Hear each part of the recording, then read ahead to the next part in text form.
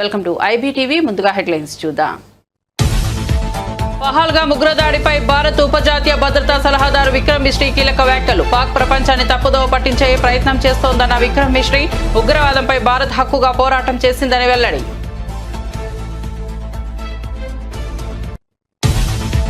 ఉగ్రవాదంపై పోరులో ప్రధాని మోదీకి అండగా ఉంటామన్న ఉప ముఖ్యమంత్రి పవన్ కళ్యాణ్. ఉగ్రవాదాన్ని ఉపేక్షించేది లేదు, పాకిస్తాన్ కు గుణపాఠం తప్పదు అని వెల్లడి. ప్రధాని మోదీ నిర్ణయాలకు సంపూర్ణ మద్దతు, చివరి ఉగ్రవాదిని ఏరివేసే వరకు అండగా ఉంటామని వ్యాఖ్య. పాక్లోని ఉగ్రవాద శిబిరాలపై భారత సైన్యం దాడి, భారతీయుడిగా గర్వంగా ఉందన్న సీఎం రేవంత్. ఇది దేశ పౌరులందరూ ఏకతాటిపై నిలవాల్సిన సమయం అని వ్యాఖ్య. రాష్ట్రంలోని అన్ని ప్రభుత్వ విభాగాలు అప్రమత్తంగా ఉండాలని ఆదేశాలు.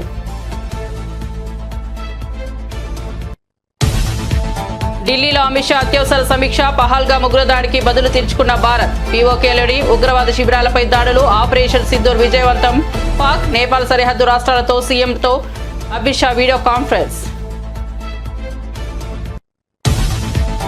ఆపరేషన్ సింధూర్ తర్వాత తొలిసారి కేంద్ర కేబినెట్ సమావేశం. దేశ భద్రతాపరమైన పరిమాణాలను సమీక్షించేందుకు ప్రధాని నరేంద్ర మోదీ కీలక చర్యలు. పౌరుల భద్రతే తమ ప్రాథమిక లక్ష్యమని కేంద్ర వర్గాలు స్పష్టం.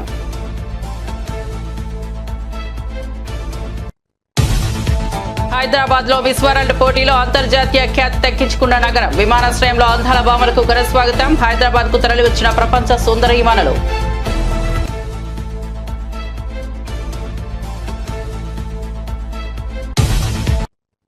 ఇక వార్త వివరాల్లోకి వెళ్తే, పహల్గామ్ ఉగ్రదాడిపై దర్యాప్తు అనంతరం భారత్ ఉప జాతీయ భద్రతా సలహాదారు విక్రమ్ మిశ్రీ కీలక వ్యాఖ్యలు చేశారు. పాకిస్తాన్ ప్రపంచంలో ఉగ్రవాదులకు సురక్షిత ఆశ్రయంగాను, శిక్షలేమి వాతావరణంగా మారిందని ఆరోపించారు. నిషేధిత అంతర్జాతీయ ఉగ్రవాదులు అక్కడ నిర్బంధం లేకుండా తిరుగుతున్నారని చెప్పారు. పాకిస్తాన్ ఉద్దేశపూర్వకంగా అంతర్జాతీయ వేదికలను తప్పుదారి పట్టిస్తోందని విమర్శించారు. ఆపరేషన్ సింధూర్ పై జరిగిన Indian army joint press meet లో మాట్లాడుతూ, ఏప్రిల్ 22న లష్కరే తోయిబా అనుబంధిత ఉగ్రవాది పహల్గామ్లో పర్యాటకులపై దాడి చేశారని, దాంతో 25 మంది భారతీయులు, ఒక నేపాలీ పౌరుడు మృతి చెందారని చెప్పారు. ఇది 2008 ముంబై దాడి తర్వాత పౌరులపై జరిగిన తీవ్రమైన ఉగ్రహింసగా పేర్కొన్నారు.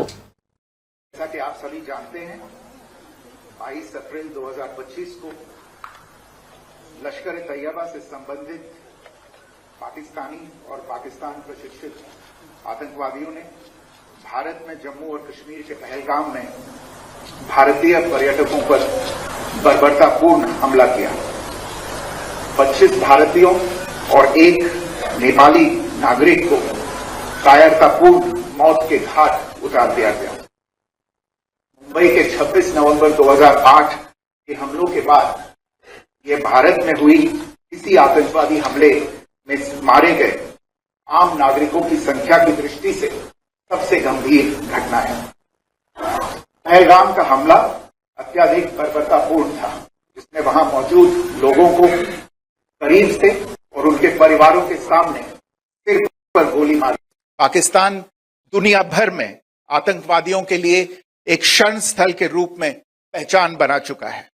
यहां अंतर्राष्ट्रीय स्तर पर प्रतिबंधित आतंकवादी सजा पाने से बचे रहते हैं. इसके अलावा पाकिस्तान ने इस मुद्दे पर विश्व और फाइनेंशियल एक्शन टास्क फोर्स जैसे अंतर्राष्ट्रीय मंचों को जानबूझकर गुमराह करने के लिए भी जाना जाता है. साजिद मीर का मामला, जिसमें इस आतंकवादी को पाकिस्तान ने मृत घोषित कर दिया था और फिर अंतर्राष्ट्रीय दबाव के परिणाम स्वरूप वो जीवित पाया गया, इसका सबसे स्पष्ट उदाहरण है. ये स्वाभाविक है कि पहलगाम में हुए इस हमले से जम्मू और कश्मीर के साथ साथ भारत के अन्य भागों में भी పహల్గామ్ ఉగ్రదాడి బాధితులకు న్యాయం చేయడమే లక్ష్యంగా భారత సాయుధ దళాలు ఆపరేషన్ సింధూర్ను ప్రారంభించారని కమాండర్ ఓమికా సింగ్ తెలిపారు. ఈ ఆపరేషన్ లో 9 ఉగ్రవాద శిబిరాలను లక్ష్యంగా చేసుకుని విజయవంతంగా ధ్వంసం చేశామని చెప్పారు. గత 3.5 దశాబ్దాలుగా పాకిస్తాన్ ఉగ్రవాద మౌలిక సదుపాయాలను నిశ్చిత ప్రణాళికతో నిర్మిస్తూ వచ్చిన విషయాన్ని ఆమె గుర్తు చేశారు. నియామక కేంద్రాలు, బోధనా శిబిరాలు, ప్రారంభ శిక్షణతో పాటు రిఫ్రెషర్ కోర్సులకు అనువైన శిక్షణ ప్రాంతాలు, హ్యాండర్ల కోసం ప్రత్యేక లాంచ్ ప్యాడ్లు ఏర్పరిచిన సంక్లిష్ట వ్యవస్థను భారతీయ దాడుల ద్వారా ఛేదించిందని వివరించారు. Through precision capability, as shown to you, a niche technology weapons with careful selection of warheads was ensured so that there will be no collateral damage. The point of impact in each of the target was a specific building or a group of buildings. All the targets were neutralized with clinical efficiency, and the results reiterate the professionalism of the Indian Armed Forces in the planning and execution of their operations. No military establishments were targeted. India has demonstrated considerable restraint in its response. However, it must be said that the Indian Armed Forces are fully prepared to respond to Pakistani misadventures, if any, that will escalate the situation. By Indian Armed Forces to deliver justice to the victims of Pahalgam terror attack and their families. 9 terrorist camps were targeted and successfully destroyed. Over the last 3 decades, Pakistan has systematically built terror infrastructure. It is a complex web of recruitment and indoctrination centers, training areas for initial and refresher courses, and launch pads for handlers. These camps are located both in Pakistan as well as Pakistan-occupied Jammu and Kashmir. బుధవారం ఉదయం భారత్ ప్రారంభించిన operation Sindoor అనంతరం దేశ భద్రతాపరమైన పరిణామాలను సమీక్షించేందుకు ప్రధాని నరేంద్ర మోదీ కీలక చర్యలు చేపట్టారు. పాక్ మరియు పాక్ ఆక్రమిత కశ్మీర్లోని ఉగ్రవాద శిబిరాలపై దాడుల అనంతరం ప్రధాని కేంద్ర కేబినెట్ సమావేశానికి అధ్యక్షత వహించారు. అధికారుల సమాచారం ప్రకారం దేశ భద్రతాపరమైన తదుపరి దిశను నిర్ణయించేందుకు కేబినెట్ భద్రతా సంఘం అత్యవసరంగా సమావేశమవుతోందని వెల్లడించారు. ఉగ్రదాడికి భారత ప్రభుత్వం గట్టిగా స్పందిస్తోందని, పౌరుల భద్రతే తమ ప్రాథమిక లక్ష్యమని కేంద్ర వర్గాలు స్పష్టం చేశాయి. తెలంగాణ సీఎం రేవంత్ రెడ్డి హైదరాబాద్ లో జరిగిన భద్రతా సమీక్షా సమావేశం అనంతరం కేంద్రం చేపట్టిన ఆపరేషన్ సింధూర్పై సమీక్ష నిర్వహించారు. దేశ భద్రత కోసం ప్రాణాలు అర్పిస్తున్న భారత సైన్యానికి సంఘీభావంగా తెలంగాణ ప్రభుత్వం నిలుస్తుందని ప్రకటించారు. ఈ నేపథ్యంలో ఆర్మీకి మద్దతుగా రాష్ట్ర వ్యాప్తంగా సంఘీభావ ర్యాలీ నిర్వహించనున్నట్లు ప్రకటించారు. హైదరాబాద్ లోని ఎల్బీ నగర్ నుండి ట్యాంక్ బండ్ వరకు ర్యాలీ నిర్వహించనున్నట్లు సమాచారం. పాకిస్తాన్లోని ఉగ్రవాద స్థావరాలపై భారత్ చేపట్టిన ఆపరేషన్ సింధూర్ దేశానికే గర్వకారణమని ఆంధ్రప్రదేశ్ డిప్యూటీ సీఎం పవన్ కళ్యాణ్ తెలిపారు. పహల్గాం ఘటనకు ప్రతీకారం తీర్చుకోవాలని దేశమంతా ఎదురు చూసిందని, ప్రధానమంత్రి నరేంద్ర మోదీ నేతృత్వంలో భారత రక్షణ దళాలు పాక్కి తగిన బుద్ధి చెప్పాయన్నారు. పాకిస్తాన్కు అనుకూలంగా మాట్లాడే నేతలు తమ వైఖరిని మార్చుకోవాలని హెచ్చరించారు. భారత సైన్యాన్ని కించపరిచే విధంగా సోషల్ మీడియాలో తప్పుడు ప్రచారం చేసిన వారిపై కఠిన చర్యలు తీసుకుంటామని చెప్పారు. దేశ భద్రతకు సంబంధించి భారత సైన్యం తీసుకున్న ఈ కార్యాచరణ పట్ల ఆయన అభినందనలు తెలిపారు. దేశ గౌరవాన్ని నిలబెట్టిన సైనికులకు ప్రతి పౌరుడు కృతజ్ఞతలు తెలియజేయాలని పిలుపునిచ్చారు. ఏప్రిల్ 22వ తారీఖున పహల్గామ్లో టూరిస్టులుగా వెళ్ళిన చాలామందిని మతం పేరు మీద అడిగి చాలా ఘాతుకంగా చంపేశారు. దేశం మొత్తం పుట్టెడు శోకంలో మునిగిపోయింది. నువ్వు హిందువా కాదా అని చెప్పి అడిగి మరీ చంపేసిన విధానం చాలా చాలా దారుణంగా ఉంది. చనిపోయిన 27 మందిలో కూడా 2 ఆంధ్ర ప్రాంతానికి చెందిన వాళ్ళు కూడా ఉన్నారు. హిందువా ముస్లిమా అనే అర్థం తేల్చుకోవడానికి కల్మా చదవము. ఇంత ఘాతుకంగా చంపిన తర్వాత దేశం మొత్తం కూడా ఒక డెసిసివ్ యాక్షన్, ఒక బోల్డ్ యాక్షన్ కోసం ఎదురు చూస్తుంది. అది నిన్న రాత్రి జరగటం. ఇలాంటి సమయంలో దాదాపు 9 ప్రాంతాల్లో 15 కిలోమీటర్ల నుంచి దాదాపు 200 కిలోమీటర్ల లోపల వరకు వెళ్ళి భారతదేశ సైన్యం అక్కడున్న మిలిటరీ ఎస్టాబ్లిష్మెంట్స్కి దాడి చేయకుండా, అక్కడున్న సివిలియన్ క్యాజువాలిటీస్ లేకుండా కేవలం ఎవరైతే ఉగ్రవాద సంస్థలు ఉన్నాయో, ముఖ్యంగా ఈ 3 సంస్థల మీద ప్రత్యేకించి దాడులు జరపడం, వాటిని ధ్వంసం చేయడం నిజంగా ఇది భారతదేశం ప్రతి ఒక్కరు హర్షించదగ్గ విషయం. ఎందుకంటే 90s నుంచి కూడా కశ్మీర్ అనేది మనకి ఎప్పటి నుంచి Kashmir is an integral part of our nation. As undeniable fact. అది పాకిస్తాన్ ప్రేరేపిత ఉగ్రవాద మూకలు ఇది 90లో కూడా ఇలాగే కశ్మీరీ హిందూస్ని కశ్మీరీ పండిట్స్ని చంపేశారు. ఇట్లాగే చంపేసి కొంతమంది గతంలో కూడా చంపేస్తే అలాగే వాళ్ళని అంత్యక్రియలు చేయడానికి వాళ్ళని శ్మశానం దగ్గర తీసుకెళ్తే అక్కడ కూడా మిగతా కొంతమంది హిందువులను చంపేశారు. సో హిందువుల మీద దాడి అనేది ఇది అనాదిగా జరుగుతూనే ఉంది. కానీ I think it is a right time to take a decisive and bold action. It's a commendable job done by our army personnel and defense personnel, and we have to appreciate them. We'll stand by them under the leadership of Honorable Prime Minister Modi ji. We will stand by you, sir, and whatever you have taken, whatever decision, bold action, bold decision you take, we're going to stand by you.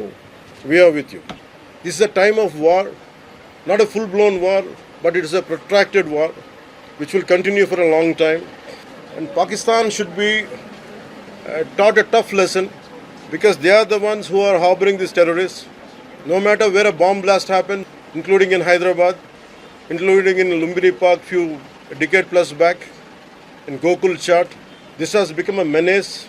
I think under the new leadership of Modi ji, the tough leadership of Modi ji, central government will take a decisive action on any kind of terrorist and any kind of terrorism act. At the same time, I appeal to all the people of our nation, as a civilian person, when military is waging a war, what we have to do? Military యుద్ధం చేస్తున్నప్పుడు మనం ఏం చేయగలం అని అనుకున్నప్పుడు ప్రతి civilian కూడా, including all the civilians of our nation, we have a role to play. Make sure any kind of anti-national rhetoric happens on social media. Make sure you give a counter-attack. Make sure they'll be brought to justice. Make sure you'll be conveyed to the relevant cybercrime departments. And also, please make sure we'll file cases on them. And also I have conveyed to our DGP also today morning, anybody from the state of Andhra Pradesh, anyone who goes anti-national and who goes against this war will be booked under very severe cases, and they have to be reminded they belong. Any kind of attack on a nation from outside or within nation will be taken quite seriously.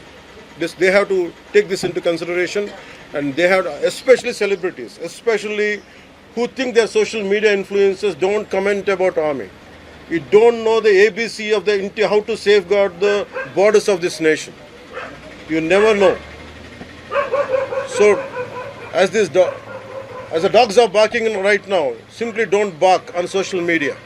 Anything about entire nation. Please don't bark on. పాకిస్తాన్లో ఉగ్రవాద స్థావరాలపై భారత సైన్యం ముట్టడి నిర్వహించిన నేపథ్యంలో ఆంధ్రప్రదేశ్ వ్యాప్తంగా ప్రజల్లో ఉత్సాహం కనిపించింది. భారత సైన్యం దాడులకు మద్దతుగా విజయవాడలో బీజేపీ ఆధ్వర్యంలో భారీగా సంబరాలు నిర్వహించారు. టపాసులు కాల్చుతూ జాతీయ జెండాలతో నినాదాలు చేస్తూ ప్రజలు ఉత్సాహంగా పాల్గొన్నారు. బీజేపీ పార్టీ కార్యాలయం నుంచి సీతారాంపురం వరకు విజయరథం వలె ర్యాలీ సాగింది. దేశ భద్రత కోసం ప్రాణాలను సైతం లెక్క చేయని భారత జవాన్ల ధైర్యాన్ని ప్రశంసిస్తూ దేశభక్తిని ప్రదర్శిస్తూ యువత, మహిళలు పెద్ద సంఖ్యలో పాల్గొన్నారు. ఈ సందర్భంగా భారత్ మాతాకి జై నినాదాలతో వాతావరణం మారుమోగిపోయింది.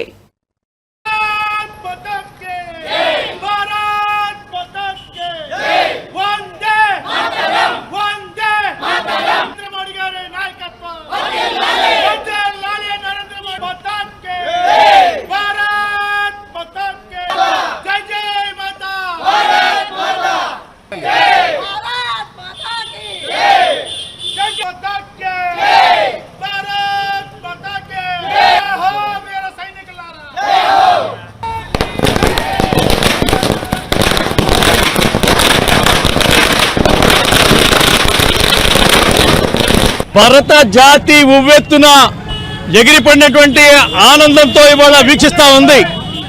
ఏ పాకిస్తానీ ఉగ్రవాదులైతే భారతదేశ ప్రజల మీద దాడి చేయాలని ప్రయత్నం చేశారో, ధర్మం మీద ఆక్రమించాలని ప్రయత్నం చేశారో, సరైన సమాధానం నిన్న రాత్రి 1:40 తీర్పునిచ్చినటువంటి పరిస్థితి. వీరులైనటువంటి భారత సైనికులు ముష్కర మూకల ఉగ్రవాద శిబిరాల మీద దాడి చేసి ఎవరైతే రూపకల్పన చేశారో, సూత్రధారులున్నారో వాళ్ళని అంతమొందించినందుకు ఇవాళ ఆనందాది హర్షాతి రేఖలు వ్యక్తం చేస్తూ ఈ రోజున మనం టపాకాయల సంబరం చేయడం జరిగింది. భారతదేశానికి గెలుపు సునాయాసనం అయినా పాకిస్తాన్ పట్ల కరోనాలో కూడా గోధుమలు పంచి ఆహారాన్నిచ్చి కాపాడినటువంటి నరేంద్ర మోడీ గారు భారతదేశం పట్ల కక్షాపూర్తి వివరించి వాళ్ళ యొక్క దుర్నీతిని బయటపెట్టారు. ఇటువంటి పరిస్థితుల్లో జరిగినటువంటి పహల్గామ్ యొక్క కుట్ర ఏదైతే ఉందో ఛేదించడం కోసం వీరులైన భారత సైనికుల యొక్క ఆయుధాలతో ఉగ్రముఖుల మీద దాడి చేసి సరైన సమాధానం చెప్పడాన్ని దేశం మొత్తం కూడా ఇవాళ ఆస్వాదిస్తోంది. దేశం బయట దేశం యొక్క వ్యతిరేకమైనటువంటి శక్తులు, దేశం లోపల దేశం గాలి పీల్చి దేశం అన్నం తిని దేశం మట్టి మీద బతుకుతూ ఈ దేశం నాశనాన్ని కోరుకున్నటువంటి వ్యతిరేక శక్తులకి ఒకటే సమాధానం. దేశం కావాలనుకుంటే దేశంలో, దేశం వద్దనుకుంటే దేశం బయట ఉన్నవారు ఎవరైనా సరే భారతదేశం పట్ల భయంతో బతకాల్సిందే, గౌరవంతో బతకాల్సిందే, క్రమశిక్షణతో బతకాల్సిందే. ఉల్లంఘించారో ఖబర్దార్ భారత సైనికుల యొక్క పిరంగి గొళ్లకు మీ తలకాయలు లెగుస్తాయని చెప్పి తెలియజేస్తా ఉన్నారు. మిస్ వరల్డ్ 2025 పోటీలు జరిగే హైదరాబాద్ ఇప్పుడు అందాల భామల ఆతిథ్యానికి సిద్ధమవుతోంది. పోటీలలో పాల్గొనే అందాల పోటీదారులు శంషాబాద్ విమానాశ్రయానికి చేరుకోగా అధికారులు వారికి తెలంగాణ సంప్రదాయ పద్ధతిలో ఘనంగా స్వాగతం పలికారు. డప్పుల చెప్పులు, పల్లకి నృత్యాలతో కూడిన సాంప్రదాయ శోభతో హారతులు పట్టి సింధూరంతో అలంకరించి ఆతిథ్యం అందించారు. భారతీయ సంస్కృతిని ప్రతిబింబించే విధంగా ఏర్పాట్లు కనువిందు చేశాయి. మిస్ వరల్డ్ పోటీలు అంతర్జాతీయ స్థాయిలో జరుగుతున్న వేళ హైదరాబాద్ తన సంప్రదాయ ఆదరణతో ప్రపంచ దృష్టిని ఆకర్షిస్తోంది.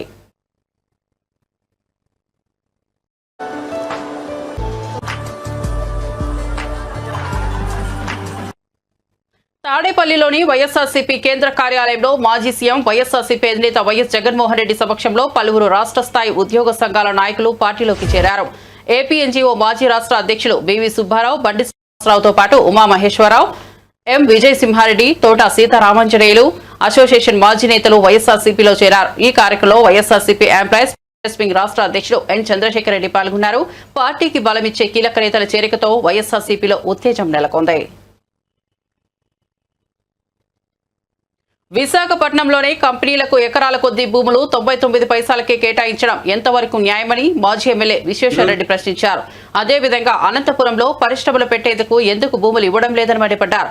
ఒకే రాష్ట్రంలో ప్రాంతాల వారీగా వివక్ష చూపడం సరికాదని, విశాఖలో కంపెనీలకు విరివిరిగా భూములు ఇచ్చి రాయలసీమ జిల్లాలను నిర్లక్ష్యం చేయడం ప్రభుత్వ వైఫల్యమని వ్యాఖ్యానించారు.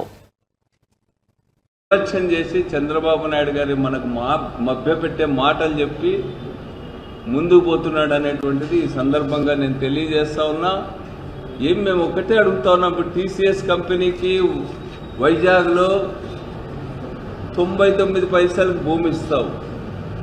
ఉర్సా లాంటి 3 నెలలు కూడా పుట్టినటువంటి కంపెనీలకు 99 పైసలకు భూములు ఇస్తా ఉన్నావు.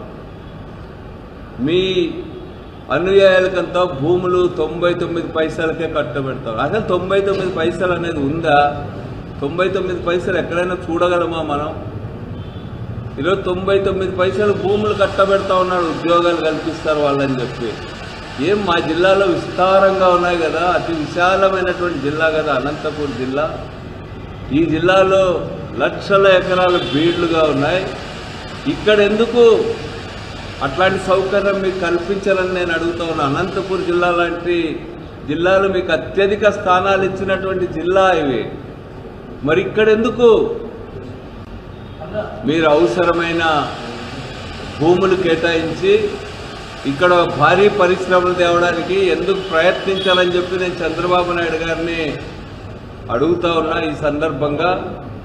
అందుకని ఈ రాష్ట్ర ప్రభుత్వం విధానాలు ఈరోజు అభివృద్ధి చెందిన ప్రాంతాలను మరింత అభివృద్ధి వైపుగా, వెనుకబడిన ప్రాంతాలను మరింత పాతాళంలో పడేసేటువంటి విధంగా ఉన్నాయి ఈ విధానాలు సవరించుకోవాలని చెప్తా ఉన్నాం.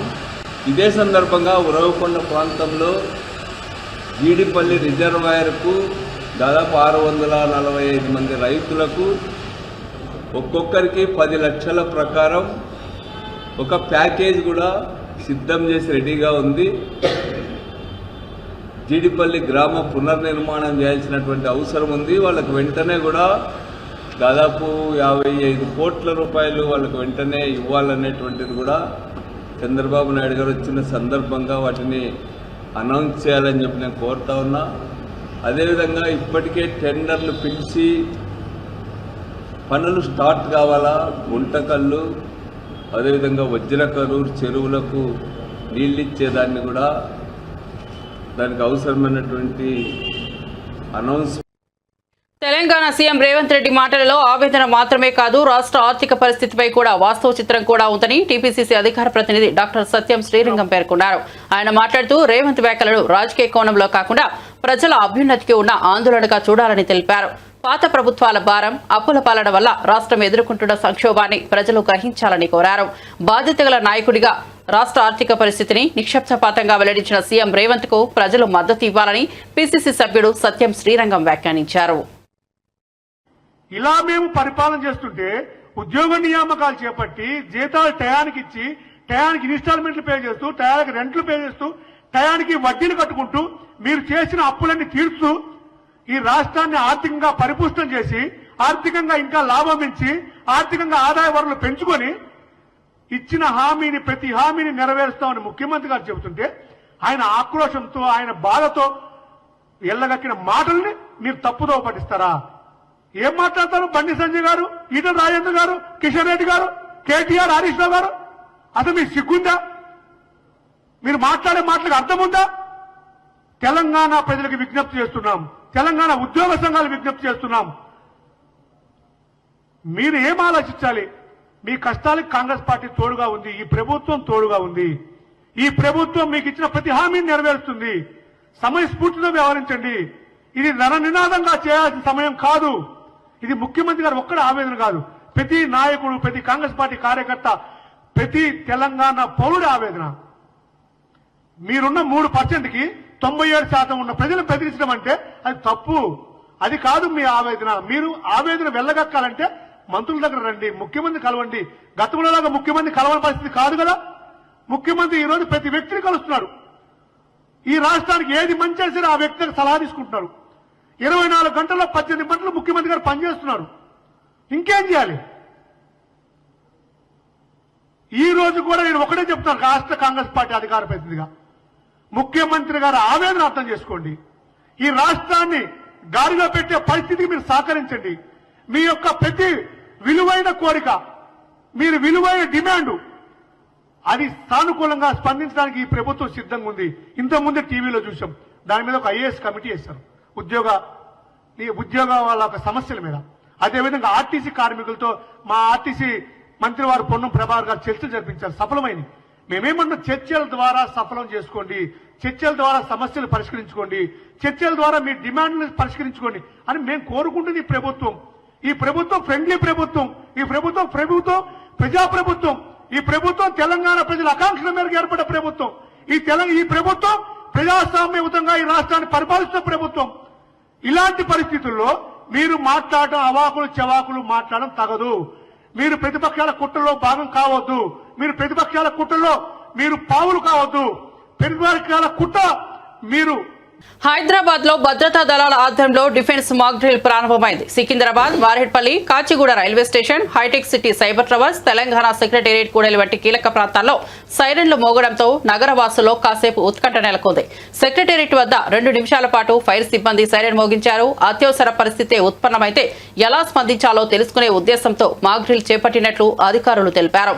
నగరంలో జరిగే ఈ ముందస్తు భద్రతా సిద్ధాంత పరీక్షల వల్ల ప్రజలు భయపడాల్సిన అవసరం లేదని, ఇది కేవలం అవగాహన పెంచే చర్య అని వెల్లడించారు.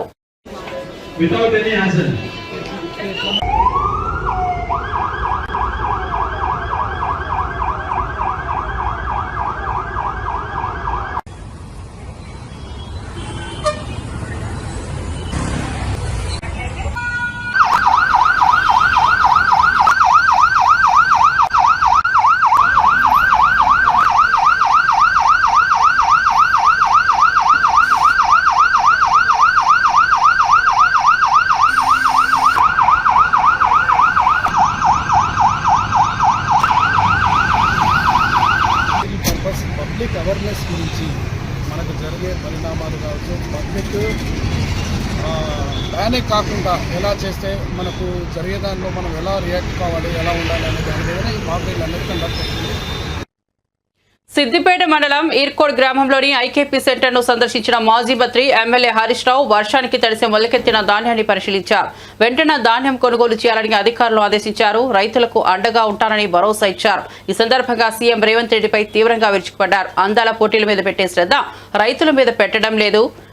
బ్యాగులు కూడా ఇవ్వలేని పరిస్థితి వస్తే అది పాలన వైఫల్యమని విమర్శించారు. కేసీఆర్ హయాంలో ఇలాంటి ఆలస్యాలు ఎప్పుడూ లేవని గుర్తు చేశారు. రైతుల ఉసురు పోసుకుంటున్న రేవంత్ పాలన చేత కాకపోతే రాజీనామా చేయాలంటూ సూటిగా మండిపడ్డారు. రేవంత్ రెడ్డి మాటలు కోటలు దాటుతున్నాయి గాని చేతలు గడప దాటిన పరిస్థితి ఉంది. హైదరాబాద్ లో కూర్చొని అందాల పోటీల మీద రోజు రివ్యూ చేస్తా ఉన్నాడు రేవంత్ రెడ్డి. కానీ అకాల వర్షాల వల్ల కల్లాల్లో వడ్లు మొలకలెత్తుతా ఉన్నాయి. కొనే దిక్కు లేదు. అధికారులు ఎవరు కూడా కల్లాలకు తిరగడం లేదు. రైతులు బోరున విలపిస్తా ఉన్నారు. మూలిగే నక్క మీద తాటిపండు పడ్డట్టు అయిపోయింది రైతుల పరిస్థితి. నీ పుణ్యమాని రుణమాఫీ కాకపాయే, రైతు బంధు వడకపాయే, ఏదో కష్టపడి ఆరుగాలం కష్టం చేసి అప్పులు తెచ్చి పంట పండిస్తే ఈ వడగళ్ల వానతో అకాల వర్షాలతో పండిన పంట కొనే దిక్కులేక ఇలా రైతులు తీవ్రమైనటువంటి ఆవేదనలో ఉన్నారు. రేవంత్ రెడ్డి కొంచెం రైతుల గురించి పట్టించుకో. చిల్లర మాటలు మాట్లాడు కాదు. రాష్ట్ర ఆదాయం పెంచడం చేత కాదంటావు, అప్పులు ఉడతలేవని మాట్లాడుతావు. అసలు నువ్వు ఒక ముఖ్యమంత్రిగా నువ్వు పూర్తిగా ఫెయిల్ అయిపోయినావు. ఇప్పుడు ఈ కొత్త ముచ్చట్న కేసీఆర్ ఉండగా 11 విడతల్లో కరోనా వచ్చినా, పెద్ద నోట్ల రద్దయినా, ఆర్థిక మాంద్యం ఉన్నా ఎన్నడూ రైతు బంధు పైసా రూపాయి ఆగలే. కేసీఆర్ గారు ఉన్నప్పుడు ఏ రోజు వడ్ల కొనుగోలు విషయంలో గింత తిప్పలు కాలే. నువ్వు వచ్చినాకనే అయితే కాంటాలు పెడతలేరు, లారీలు వస్తలేవు, సంచులు పంపినరు. 100 సంచులు ఇస్తే 40 సంచులు పొక్కలు పడే ఉన్నాయి. ఆ సంచులన్నా చక్కగా ఇచ్చే పరిస్థితి లేదు. అసలు నువ్వు గన్ని బ్యాగులు కూడా కొత్తవి కొని రైతులకు ఇచ్చే తెలివితేటలు కూడా మీకు లేవా అని నేను అడుగుతా ఉన్నా. ఇక సంచులు కూడా సప్లై చేసే శాతం అయితే లేదా మీ గవర్నమెంట్కు? నా గన్ని బ్యాగులు దొరికాయి, లారీలు రావు, కాంటాలు పెట్టరు, ఆ మిల్లులకు పోతే దించుకోడు, 5 కిలోల తరగంటున్నారు, రైతుల్ని ఇబ్బంది పెడతా ఉన్నారు.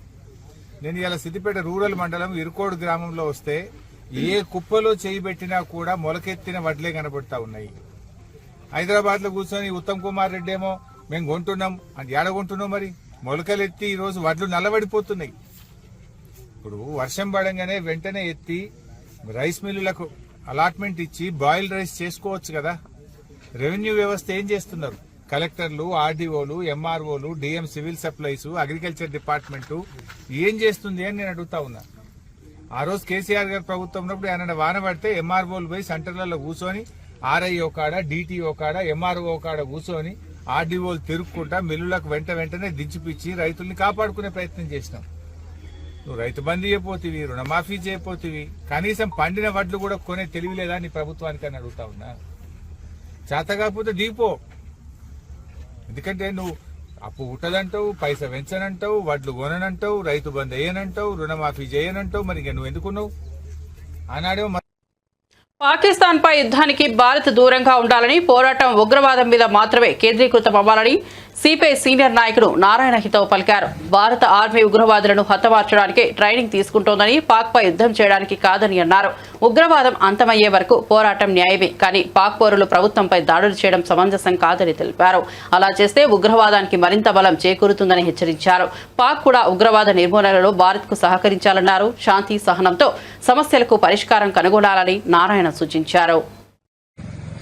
India got right to kill the terrorists in Pakistan, but not war on the Pakistan, because war is different, and choosing the terrorist and the killing is justified because they created so much of havoc. The terrorism should not be supported. Even in Pakistan also, they are creating more trouble to internal politics also. That's why even Pakistan also should think that terrorism should not be allowed. The Pakistan and India also put together to fight against the terrorism. Wherever terrorists, they should be killed. But the CPI is against of the war in Pakistan, because the war is nothing but it would be strengthened against the terrorists. That we should not use that weapons against the Pakistan people or government. Then terrorism will be strengthened. That's why we appeal that our fight should be only targeted terrorists, not on the Pakistan. మరిన్ని updates కోసం చూస్తూనే ఉండండి IBTV.